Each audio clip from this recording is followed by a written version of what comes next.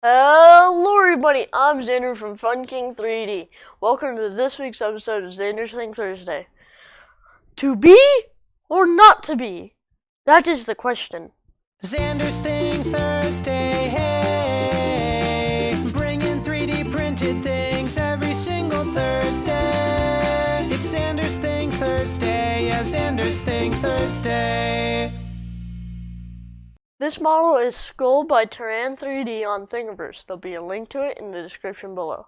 This was printed in Hatchbox glow-in-the-dark PLA on the AM8 with a 215-degree nozzle, a 60-degree bed, and a 0.2 layer height. It took around 15 hours to complete, and we had a problem on the bottom. The bottom fell free from the bed, and it kept printing anyway. Let me show you a close-up. This model turned out spectacular, but sadly, it needed supports. And here's the coolest part. Here, it's glowing in the dark.